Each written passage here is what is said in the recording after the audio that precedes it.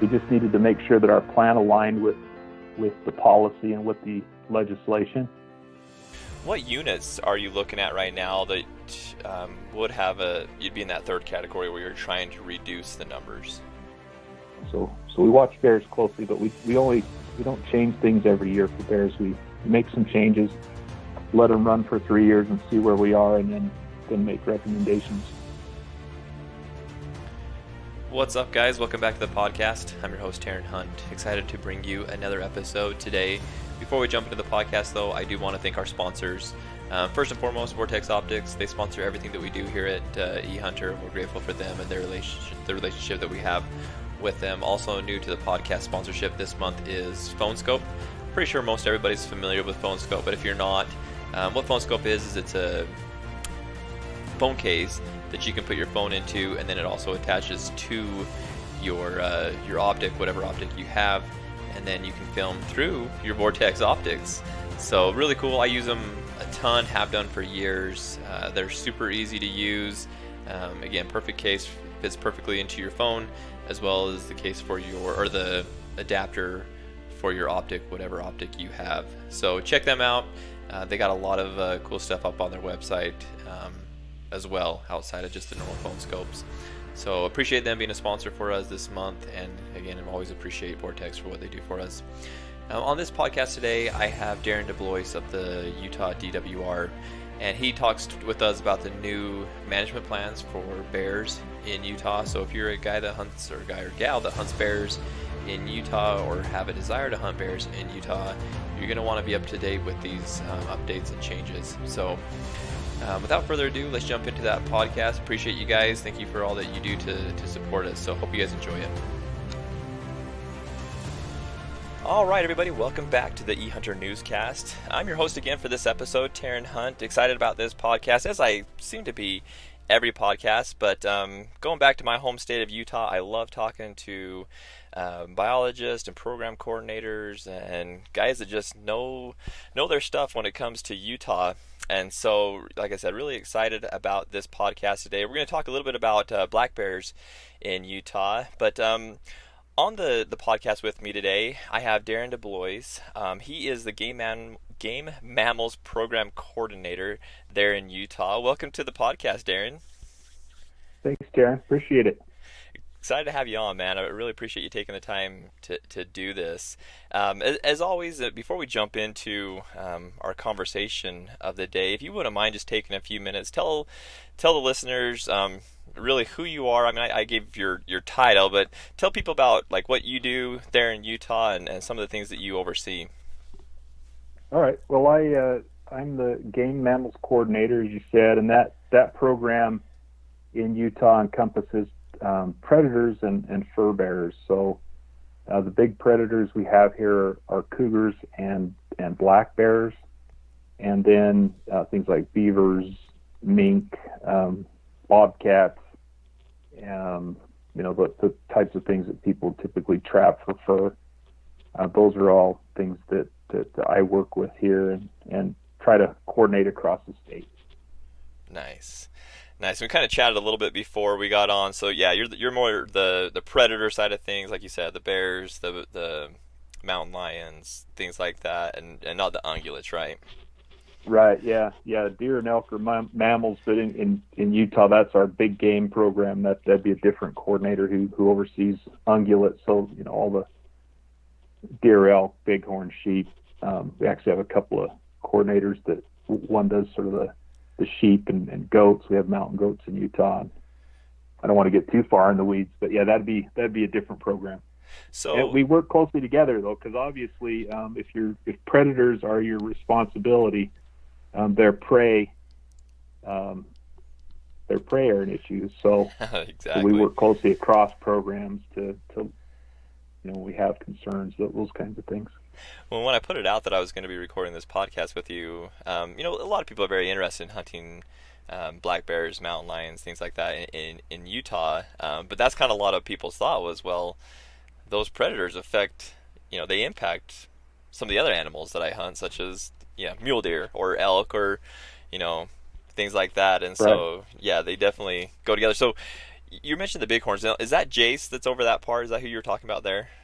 Actually, Riley Peck has taken that position. He was our Central Region supervisor, and he also helps us work with the legislature when they're in session. So he's got a full plate. But Jason's moved to a different job. He's working with the Air Force on some of their property here. So yeah, Riley is the new bighorn and goats guy. Oh, that's awesome. I'll have to reach out to him. I don't know him. I knew Jace and had done a podcast with him, but I don't know Riley, so I'll have to reach out and get to know him a little bit as well. Yeah, he's a great guy. And that's what's cool, and I'm already going to get into the weeds here and kind of go down a rabbit hole, but, like you guys are so cool to do this, and I really appreciate it. I have found, most states, wildlife biologists and program coordinators, things like that, are usually pretty good to talk to me.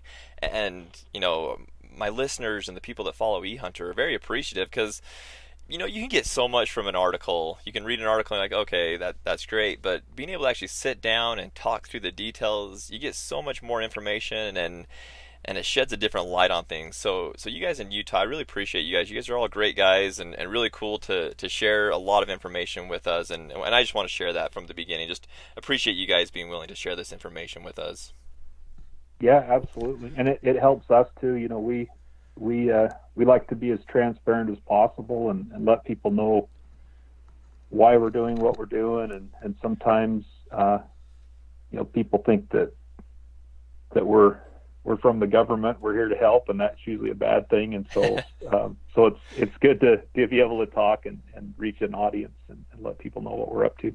Yeah, when I first started this, I started with my buddy Mike Wardle. You and I kind of talked about him before we hit record, and he was just so nice to talk to me about things. And I thought he did that just because, we're friends and we know each other. But I'm come to find out that everybody's just cool like that. And yeah, you guys have so much information to share, so we appreciate it. Yeah, we have a lot of good people. Yeah. I could give shout outs all day to the people, the folks in Utah, because you guys are all great. Well, really, the reason I wanted to have you on the call today, Darren, was to talk about updates to the bear management plan that you guys have implemented there in Utah. I know they're not major changes, but a few little changes. So I kind of want to talk about that today, and then really just kind of bear hunting there in Utah. There's a lot of people. I would think a lot of people. I've heard from a lot of people that would like to come to Utah and hunt bears. I've got a lot of family in Utah that are interested in bear hunting, so I'd like to ask you some questions today, if that's all right. Yeah. So let's start with the changes to the management plan. Can you kind of touch on those changes and how this year is different from previous years? Yeah. Last year there was a lot of concern. So we've had this goes back to talking about big game and how predators and those animals interact on the landscape. And so we had some conditions here, and I don't know if you've seen it in Colorado, but certainly in other parts of the West, where we had really bad drought year followed by a heavy winter. And we saw high mortality among deer fawns. And so, those deer fawns are the 2 points that everybody sees the following hunting season. And when they, on some parts of the state, that's half of the bucks on the landscape. And so when you lose that many yearling bucks, it's obvious. People really see that. So there was some legitimate concern in the state about deer herds that had, been growing pretty well over the last 5 to 8 years, and then we saw some big declines. So, and it wasn't a habitat issue writ large. It was these conditions that sort of aligned this sort of perfect storm of drought followed by a hard winter, and so we lost a lot of those populations and had a really alarming deer hunt a couple of years ago. So the legislature was concerned, and they were hearing from constituencies across the state and drafted some legislation that directed our director, when predators are suppressing and we can show that they're causing big game populations to struggle to meet their harvest objectives or their population objectives, that we take action to lower predator density. So that's a long-winded background. But but that leads directly to why we made some changes to the bear plan. So we actually made some adjustments based on that new law that passed to our cougar hunting. There's a policy that we use to directly address this. And what we can do is if we have concerns based on our data that predators are preventing us from meeting our population objectives, we can write a predator management plan for a given part of the state, and the objective there is to lower predator densities, not to eliminate them, but to really get that population back in balance with its prey base. And so the policy addresses cougars, bears, and we made adjustments to the cougar plan last summer, and then the bear plan was done this December. And so for bears, like you said, there are only really a couple of small things. We needed to make sure what the objective with a predator management plan for bears would be. If we can see that bears are limiting mule deer populations, and maybe I could just add that we've put a lot of effort in Utah into trying to understand our big game populations. We've got a ton of GPS collars out across the state on different mule deer populations, in addition to other things, elk and some other populations. So we get pretty good data. Those are taking a location every couple of hours, and when we detect that an animal is dead, we have folks go in and try to determine the cause of death. So on some units, we're not doing it everywhere, but on some units of the state, we have some really good data on what are the leading causes of mortality among different population segments. So we have one study that looks at neonate or newly born fawns from 0 to 6 months. Other studies are looking at fawns once they're older than that, and whether they're making it through the winter, and if they're not, what's their cause of mortality, and then also adults. And so we're starting to see what effect predators might be having on these populations. And on one study, the Book Cliffs, which is in sort of northeastern Utah, out in the Uinta Basin, south of the Uinta mountain range, we did see a lot of bears eating fawns. And so sometimes bears can have an effect. If they eat enough fawns as they hit the ground, you can see a reduction in your potential to increase that population. And so that's the kind of data we're basing these decisions on. And what the policy is in our bear plan, we have sort of 3 categories of management strategies for bears. One would be a population growth model, so that you're trying to grow bears, the bear population. The second one's sort of a middle of the road, where you're just maintaining what you've had, and there's a third option to reduce populations over time. If we detect bears are causing these concerns with prey populations, what we do, and these are the changes to the plan, we'd shift those units, so the geographical bear unit, into this third category, where we're trying to reduce the number of black bears in that area. And then we needed to make sure our plan reflected that change, because that's not exactly how it was written to begin with. So those are the changes. They say that we'll follow the policy, and if a bear unit needs to go under a predator management plan, we'll manage it for a reduction in densities. And there's another, I don't know how far in the weeds you want to get on the plan, but basically we're saying that if those units that are in predator management don't count to the overall statewide consideration, what we try to do statewide is kind of be in that maintain category of bears. So what units? That's long-winded. I don't know if any of that was good or not. That was fantastic. That's absolutely fantastic, and it raised a couple questions I have for you. So what What units are you looking at right now that you'd be in that third category where you're trying to reduce the numbers?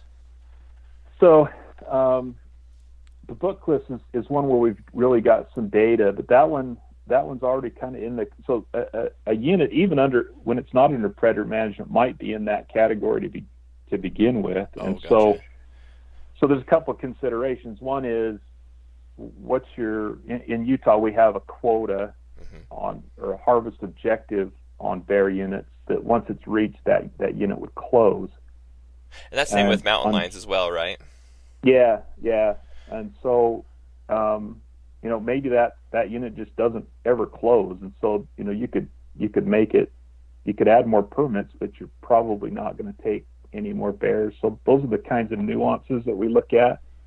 But book list is one where we've been trying to reduce bear numbers, and so that didn't go into a predator management plan, but it's one where we do have some good data. And right now, what the policy says we'll do is we'll evaluate these twice a year.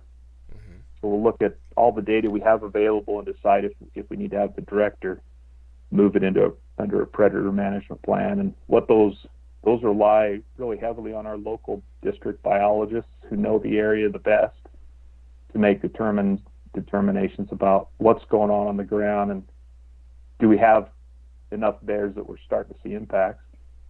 Predator management in general is sort of, the rule of thumb is that the closer to the carrying capacity for the unit, and carrying capacity just is what can the habitat support of deer and elk and everything else. The closer you are, that deer population is to what the habitat will support, the less effective predator management is, because if predators aren't eating them, something else will, like winter. And so, but if they're, and this is what's happened here, we've had this large reduction in those populations, so they're way below what the habitat can support. And if we see, a lot of bear mortality in fawns, lowering those bear populations temporarily could allow that release that deer population to sort of fill up and reach the habitat potential for the unit quicker. And so that'd be the goal. So on the ground, we haven't recommended any bear units at the moment. Okay. We just needed to make sure that our plan aligned with the policy and with the legislation. So it's an option we have, but we haven't needed to exercise it yet for bears. We did make some significant changes to cougar management last year, and we can get into that if you want. But those cougars and coyotes seem to be the two that have the biggest impacts on those populations. Well, and I think the reason I was curious about the units is because when I put this out there that I was doing this podcast with you, a lot of people thought, okay, well, this is going to be great. Now they're going to be putting out a lot more bear tags, and there's a lot better odds for me to get a bear tag in Utah. And I didn't really think, is that the case? Or I mean, it sounds like it's not. It sounds like you guys haven't made decisions on which units you're going to do that yet. But do you guys see or project that bear tags will go up? Yeah. So there's a different mechanism. So the plan is written so that as bear populations grow, we can issue additional permits, and we've been on a steady increase in Utah over the last 5 years. What we've seen growing bear populations, probably even over the last decade, and so there are more bear permits available in Utah now than there have been probably in the last 20 years. Yeah. The same thing for mountain lions. Another thing we did is we added some spot and stalk opportunities in Utah for bears, and so those are intentionally designed to overlap our fall big game hunts. The idea is if you're out hunting deer or elk or some other big game species and you happen to see a bear, you could harvest it if you had a permit in your pocket. Nice. And that increases opportunity. That's obviously not as successful a hunt as when you're using dogs or bait or something like that, but it's a different additional opportunity, and that allowed us to issue more permits as well. So right now in Utah to hunt bears. We don't have as many bears as some other states, but there certainly is a lot of opportunity here to do it right now. Yeah, it seems like here in Colorado there's a plethora of bears. Yeah. You can't go hunting, it seems like. Well, I shouldn't say that. Usually when I go hunting, I see bears. But last year during my elk hunt, I bought a bear tag. It's like, I always see bears, so I might as well have this in my pocket and harvest one when I see it. Of course, I didn't see a bear during that hunt, but Right. that's usually how it goes. Like when you take an umbrella, it never rains. Right? Exactly. That's exactly it. Yeah. So in Utah, I'm sorry, I'm going to kind of get into the weeds as well. No, just lots of however you questions running through my head, and I'm sure people listening are going to have these same questions, especially those that aren't in Utah. So you talked about the spot and stock tags for Utah. Mm-hmm. Does Utah have any units that you can bait? Units that you can use dogs? I think I Yeah. know the answer, but I'll let you answer those questions. Yeah, so we have different seasons in Utah. We do have a spring hound season that begins early in the spring, and that allows the use of dogs. You can spot and stock on any of these, but you don't have a specific tag. You can, but it's a lot. You're allowed to use hounds. Okay. You don't necessarily have to, but most people do. Okay. And that's followed up by a late spring, early summer bait season. They overlap by a week. So after that first week, then it's bait only in the summer, and then in the fall we have a concurrent bait and hound seasons across the state. In addition to that spot and stock opportunity that kind of lays across the top of them during those fall big game seasons. So lots of opportunity. What we do, how we regulate bear population and hunting, and how we recommend permit numbers is based on the number of females we see in the harvest and what our management objective is for that particular unit. So as a general rule of thumb, if you're trying to grow black bears, you want to keep the percentage of females in the harvest down, so you've got those breeding females out there to reproduce. And the second thing we look at is the age of males that are taken. We want to keep an older age component in units where we're trying to grow bears, just so we have mature males doing the breeding. And there's also, those are the bears that people want to take if they're hunting is a big male. So we want to make sure that opportunity exists too, so on units where we can grow. And then on units where we're trying to reduce, we'd increase the female take and allow younger bears, the age class of bears, to get lower. And that would indicate a 10 to 20% reduction in population over time. And for bears, we do this on a 3-year cycle. They're relative to other animals, they're slow reproducing. They have a couple of cubs every other year, maybe. Some females will skip, 2 or 3 and sometimes multiple years before they have cubs again. And so they're sensitive to harvest. You can affect numbers fairly quickly and then back off and kind of maintain. So we watch bears closely, but we don't change things every year for bears. We make some changes, let them run for 3 years and see where we are, and then make recommendations based on the last 3 years. Oh, that's smart. That's absolutely smart. So with I know that the application period just opened up. I think it was yesterday, if I remember right, or maybe 2 days ago. I can't remember. And so it just opened up recently. And you can tell me to stay in my lane if you want to, but are there units that you recommend for our listeners? Are there units that are better than others for bear hunts in Utah? I mean, I guess, what are those better units there?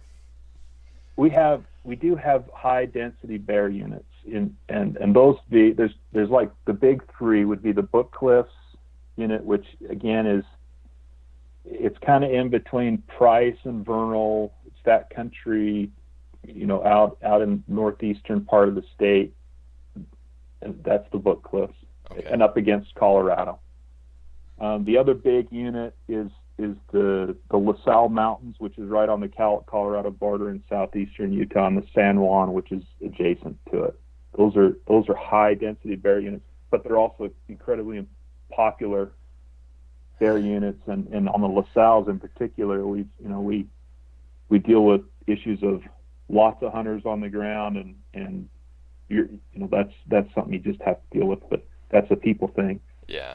But our populations across the state are up. So the Wasatch Mountains from Salt Lake South, places like the Boulder, in southern Utah, in any of those mountainous areas, we've got good bear populations. We've seen increase in success, and permit numbers have been increased over the last 5 to 8 years. So we tell everybody in Utah, that are using the backcountry, Utah's bear country. If you're in the mountains in Utah, there are bears, and we're seeing bears move into areas where 10 years ago you just didn't see that many. Places like the Cache up by Bear Lake, up by Idaho and the Idaho-Wyoming country. Densities are low. I mean, it's not a sure thing, but there are definitely more bears than there were 8 or 10 years ago in that area. So on a personal level, since I'm from St. George, and I think everybody listening can tune this out if you want to, but are you guys seeing any bears on Pine Valley or Southwest Desert units? That's a good question. I'd have to, I could pull something up and look while we're talking, just to kind of see what they're looking like, what their harvest has been. But one thing I'd tell everybody, if you're curious about scouting and where you should look and where you should go, and reach out to our regional folks. Each we have 5 regions in Utah, and we have northern, central, which is sort of the Salt Lake. It's out of Springville, but it's kind of Salt Lake south to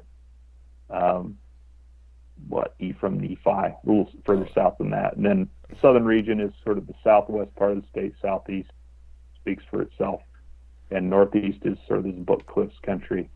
And then, but there's offices there. If you reach out to those offices, you can get hooked up with a district biologist for whatever area you're interested in, and ask them questions. The other thing, and this is probably something that people could really do quick and then call if they have further questions. We have a hunt planner on our website that people can access, and it'll give you details on each unit, what the prospects look like, what the bear populations have been doing. People can access that. If they just Google Utah Hunt Planner, they can get into that and select the unit they might be interested in. So those are a couple of good resources that people are looking to look at units and see what the track record has been, and what the biologist says. What they try to do is give kind of the same information they give over the phone, and then if you had a specific question, you could reach out to them. Holy smokes! I just pulled this up while you were talking about that. Oh, I have good. never used this before. I mean, I'm from Utah, so I kind of know the areas that I want to hunt in, and I spent half my life in some of these units. So I'm gonna say I know what I'm doing, but I truly don't know what I'm doing. But but this is awesome. So you select by your hunts. You have to know your hunt number. Or I guess you have hunt number or hunt name, and then and then just your species, sex, hunt type, and weapon type, and it'll tell you everything you need to know about that area. Yeah, that's cool. Got a ton of information. So a real good resource for Utah if you're interested in coming here and you want to kind of do some online scouting. That's a really good resource. Yeah, that is fantastic. Thank you, Darren. I appreciate that. Like I said, I didn't even know about that. Man, that's awesome. And the only reason I ask about those units is, like I said, I've spent half my life in those units. I don't know that I've seen any bear in either one, but I may not be in the right areas either for it. So again, that's just a personal note of those that are listening may not care too much about those 2 units, but I certainly do. So my sense is that the populations are low, and as you get further west, you tend to see fewer bears. But we are starting to see bears show up in some of these areas where we haven't seen them traditionally. So I think your sense is right. You have the same sense I do about it. Yeah. The region would have more details, but yeah. Okay, well, I appreciate that, Darren, and actually that's a good point. Reaching out to the regional, and I know the biologist in that area. That's just something I've never even asked him. I just, I'm always asking questions about deer and elk, and I haven't asked about antelope recently, but I'll have to ask him about bear. Darren, one other thing I did want to touch on, you talked about the cougar program, and we did an Hmm. article on that last year. I think it was last summer is when you guys came out with that. But if you Yeah. wouldn't mind, can you touch on that real quickly? Kind of tell everybody kind of what that program looks like in Utah for mountain lions. Yeah. So we do mountain lion recommendations every year in the summertime, but they're covered under this predator management policy as well as a result of the new law. And we've had the policy in place, and based on our big game data, knew that we needed to make some tweaks, and I think it's really good. The idea is,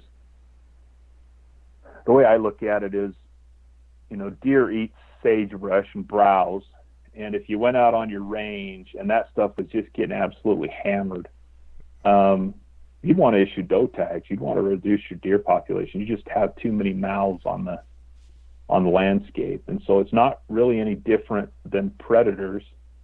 If you're starting to see big impacts to the prey base, you really, as a manager, you want to reduce those predator densities to try to balance that out a little bit. And where that it can come into effect in a couple of ways. You can get a large reduction in deer numbers, and you don't immediately lose the numbers of predators on the landscape. They still can kill stuff and eat it, but they can have a bigger effect because the net effect is bigger on a smaller population. And so those are the things we're looking at. We've got some really good GPS data, cause-specific mortality data that we didn't have 10 years ago. Mm-hmm. And so that really helps inform that. And we rely on our district biologists to take a look and see, what's going on, what are your populations doing. Cougar populations are hard because it's not something you can just go out on the hillside and count. And so we rely on these other metrics. And so cougars are like bears. We're looking at females in the harvest and the average age of for a unit to sort of get a feel for what's going on.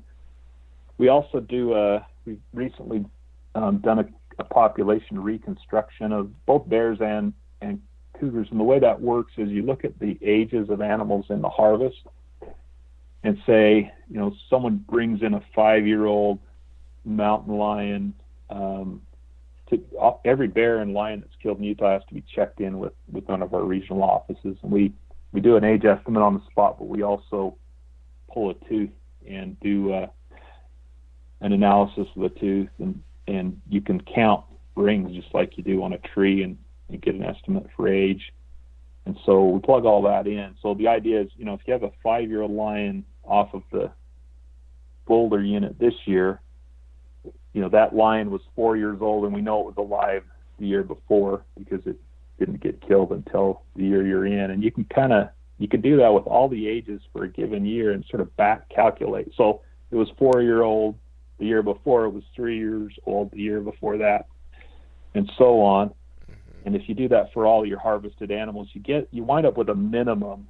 In order to harvest these animals, you had to have at least this many.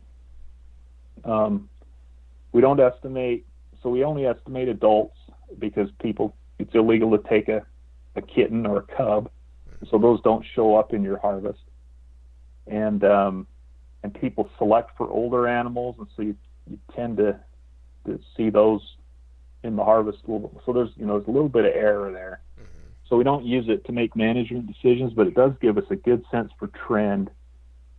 And we've seen both mountain lion and bear numbers growing over the last decade or so, and it makes sense. We've grown mule deer in Utah recently. We've seen the downturn the last couple of years, but really we had 3 years ago we had as high a deer population as we've had probably historically, or certainly within the last 25 years.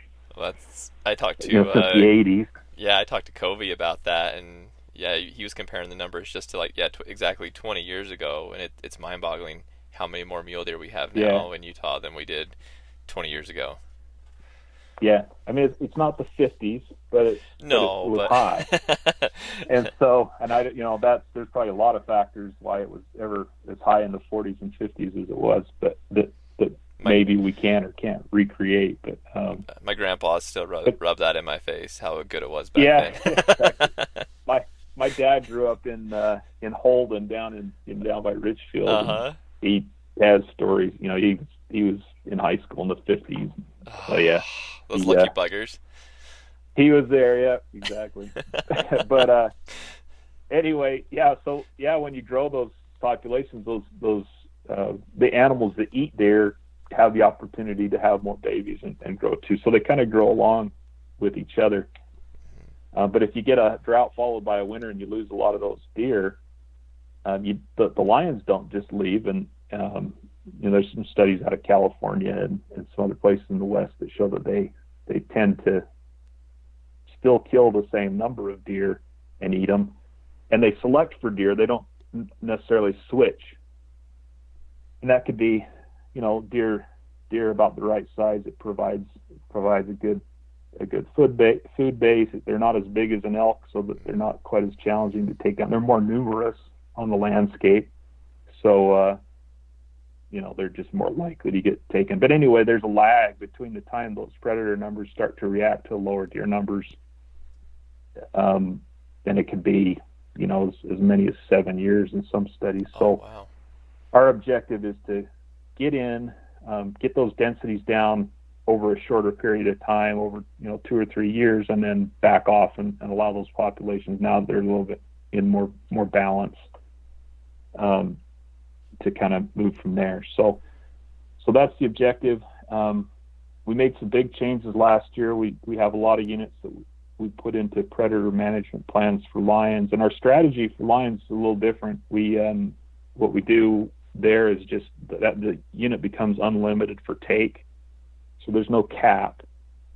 The idea again is to try to reduce those numbers over the short term. And so, we're aggressive. Mm-hmm. We definitely do that. So there's That's if people are interested, they can look at our guidebook to see what units fall under those categories. But this is the first season. Lion season runs, it's kind of from November to November, but the peak time is during the winter when you can track them and get out and hunt. So yeah, we're kind of in the middle of our lion peak hunting season right now. We'll see how that all lines up in the spring. so my cousins all have hound dogs, and that's a lot. They spend a lot of their winters doing that, and Yeah, helping people get mountain lions and getting their own mountain lions and things like that. And they absolutely love it. I kind of had that question. You answered it for me, but like, how do you guys manage the numbers? Because I've spent a lot of time in the mountains, and they're like ghosts. Unless you have a dog chasing yeah, them, you don't see those. Very very rarely when I've been archery hunting. In fact, I've actually witnessed a mountain lion take down a deer. I was archery hunting. oh, wow, And I was sitting in a blind next to a water hole, and a deer would come in. A couple of does actually came in, and a fawn. And while I was sitting there, the mountain lion actually came and caught the fawn and killed it and ate it. I mean, I sat there and watched the whole thing, but wow, I've spent countless hours in the mountains, and only a handful that I've actually seen in person that I haven't been with chased with a dog or something like that. So. yeah. Interesting how you guys manage those populations. That's cool. You guys have to be pretty creative in the ways you do that. Yeah, we base it on we've done a lot of lion research in Utah, and we actually have a study going right now that's it's based on GPS, but we're looking at what are they eating, and we're going to try to develop a population estimate model from the data we get. But there's been over the last 15 or 20 years, we've done a lot of research in Utah. So our metrics, the indexes we use, are kind of Utah-based data. That females in the harvest, that's based on some studies that were done. We looked at a population that had low hunter pressure on the Okers, which is just west of Salt Lake City. Those mountains out, kind of by Twilla's west of them, but those mountains where Kennecott Copper is. So there's not a lot of access on that mountain just because it's all private. And the Monroe, which is in southern Utah by Richfield, where people have a little more access. So, and just looking at how, those two populations, and so Utah State University helped us with some of those metrics we're using in our plan. But yeah, you can't go out and fly a helicopter and count them like we do with elk. Yeah. And you're right. I mean, I'm trying to think. The only time I've seen a cougar in the wild without using dogs and on a study and didn't show up somewhere it shouldn't, like in a town where I got called. Right. Was actually out on the Ochres where we saw a few crossing the field, but you don't see them often. And one indication of what your population's doing is if you start to see a lot of those young lions showing up in areas where they don't traditionally show up in town and on the margins of populated areas, that a lot of times can be an indication that your population is growing and those animals are dispersing, those young males especially. So. We've had a lot of issues with that out here in Colorado. We've posted a couple articles about it, but there's been several people just in the last year or 2 years that have been attacked. There was one guy that was running up by Loveland and got attacked by a juvenile mountain lion, and so I think it's kind of that along those lines is Colorado has realized that the population of cougars is getting a little bit high, and they've got to look at their management program as well. And so I don't know, in Utah, do you see many attacks from mountain lions or bears or anything there? We haven't had a lion attack. I'm trying to think when the most recent one was. Wasn't there one in Pine Valley like 10 years ago or something like that? I remember one a long time ago. There was one where a guy had attacked his dog at the end, and then he, when he tried to get it off his dog, it attacked him. And then we have more bear stuff. And again, both those populations have grown. But we had, not last summer, the summer before, we had a couple of instances where people have been attacked by bears. We had one kid down by Moab that a bear came across. They were part of a river group, and the bear came across the group and bit him pretty good. So 2 years ago, and he had some pretty significant injuries to his face and side of his head, and that bear was caught and euthanized. And then we had more of an incidental one up by Springville in the mountains there, where a bear kind of collapsed a kid's tent, scratched him in the process. So bears actually a little more common just because they're less wary of people, especially if they've gotten food in a campground or something like that. Yeah. But that it's public safety is our number one concern with these large predators, and the risk is low, but it happens, and so people need to be vigilant when they're hunting or just. I think hunters are kind of aware of it for the most part, but people that are camping or running or biking, and they may be a little less wary. Oh, the most recent one it wasn't an attack, but did you see that video? It went viral. I think it was last summer, where a guy ran across some kittens in a cougar. Oh, yeah. You remember that? Yeah. Oh, yeah, chased him down the road, or followed him down the road. Yeah. Yeah, exactly. So that one was, that's right. I think he was running. He was out running and kind of he didn't get in between her and her kittens, but she was obviously reacting to that. But yeah, that was spooky. I mean, could you imagine? Could you imagine being there and having that thing follow you like that? Oh, geez. Yeah, that was scary. So people need to be aware, and you can people get bear spray. That'll work on lions too if they're concerned about that. And of course, if someone's protecting themselves and they need to kill an animal like that, they certainly can do that as well. So, and Darren, who do they call if someone runs into, because as humans, and we're building new residential areas, we're encroaching, like you talked about the Ochre Mountains. I've got a cousin lives out there by the Ochre Temple, and that used to be where they lived and probably still live there close by. So if people do run into these, what's the best thing to do? Like, who do they contact in those situations? They can let the division know, and if they're not sure what number to call, if they just see one, you can call your county sheriff or county dispatch, highway patrol dispatch. Don't call 911 unless it's an emergency. If an animal attacks somebody or there's an injury, then by all means call 911. But if you just see one and you want to report it, you can call them and they can contact us. But it's probably quicker just to contact one of our regional offices and let us know, and then we'll respond. We'll evaluate. If you're in the mountains and you just saw a lion, that's great. We'd like to know about that, but we probably won't. If there's no human safety risk, we may just talk to you on the phone and get some details. Gotcha. If we had one just recently hanging out in a community and eating people's house pets and things like that people are catching them on their security systems. Yeah. There's a lot more of those available, so people are seeing them kind of hanging around, and they may have always kind of been there, but just no one ever had the ability to know. Mm-hmm. But now with these doorbells and different things that show up, they're little ghosts. We want to know about it. Yeah, if you've got lions hanging around your house, please, or bears, please call us and let us know, and we'll come out and help and evaluate the situation and take action if necessary. Awesome. Appreciate that.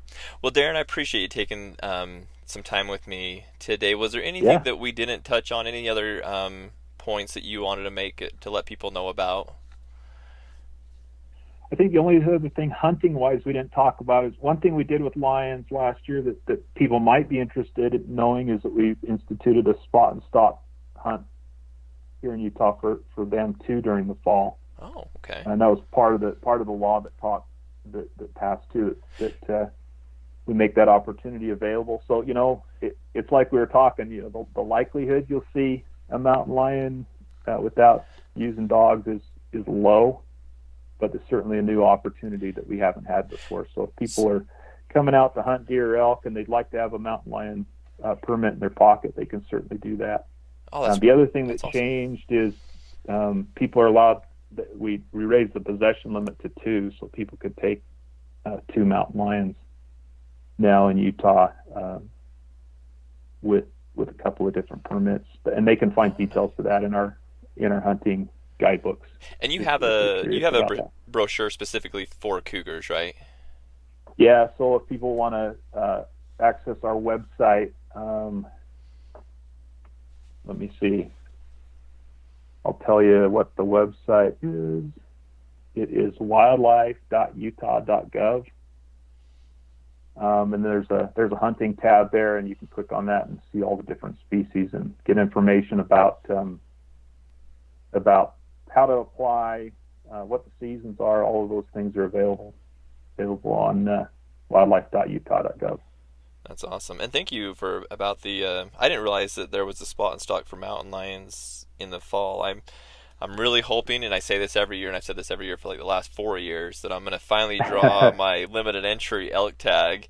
Heaven knows I've got enough points to do it, but that's awesome because I'd love to have that in my back pocket. Like you said, you do rarely see them, but how cool would it be when you're out elk hunting to have that in your pocket, and if you were to see one, to be able to harvest it, that's awesome. I think that's a cool thing to do. So, do you know off the top of your head how much that permit costs? It's probably off the top of my head. I guess I was going to say 54. I got to make sure it's right, but people can find all our prices at the same spot on our website. If you look at the guidebook, it'll tell you. And out of state's going to be more. So yeah, obviously. That's true. Okay.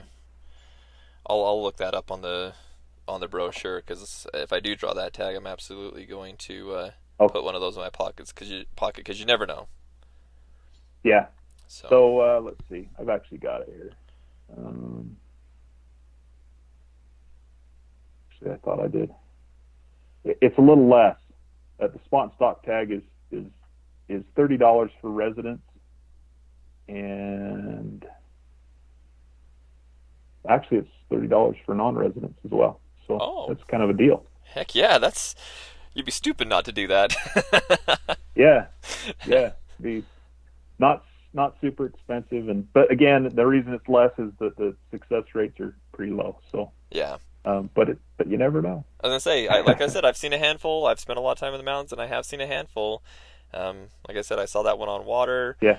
I was sitting watching a whole herd of elk one time. The elk was bugling. It was beautiful, and right underneath me and my brother walked a mountain lion, and I don't know that he had any idea that we were there, but so I mean, you do see him, so it'd be cool to have it in your pocket. So. Yeah. And then if people are interested at resident cougar permits, other, where you can use hounds, are $58, and for non-residents it's $297. And you have to have a hunting license with that as well. So FYI, but all those are available in the Cougar Guidebook.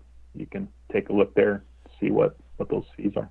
Yeah, go to that wildlife.utah.gov. It's got so much information. You can find all those guidebooks. I mean, I found the cougar one in a matter of just a couple seconds here. So really easy to work through the Utah Division of Wildlife's website. So cool, Darren. Well, I appreciate your time. I hope this isn't the last time that you and I chat. In fact, I'd love to jump on another podcast. And you and I kind of talked a little bit about the coyotes and what you guys in Utah do as far as managing those. It'd be fun to jump on and talk more about that. So hopefully you and I can stay in contact and do some more podcasts in the future. Would you be down for that? Yeah, absolutely. Anytime. Awesome. Well, cool. Again, appreciate your time. And if anybody has questions, please reach out to myself. You guys can reach out to Darren as well, or just reach out to the DWR there in Utah. They're very open to answering questions that anybody may have, kind of like what we talked about in the beginning. Really cool guys and gals, just really friendly, willing to share any information that they can with you. So, Darren, I will let you back to your day. Appreciate your time, and you have a great rest of your day, okay? Thanks, Taryn. Appreciate it. All right. See you, buddy. All right, guys. Thanks again for listening to the podcast. Appreciate your support, and also appreciate the support of Vortex Optics as well as PhoneSkope for helping us make this whole thing possible. If you guys like what you hear, please don't forget to subscribe to the podcast on whatever platform you use. Like it, and please share it around to friends and family. That helps us get recognized and gets our podcast out there further. Also, if you guys wouldn't mind, something that really helps us is leaving a review on Apple Podcast. That goes a long ways to getting us up on the list there. So if you guys wouldn't mind going on to Apple Podcast and leaving us a review, we would greatly appreciate it. Thanks, guys.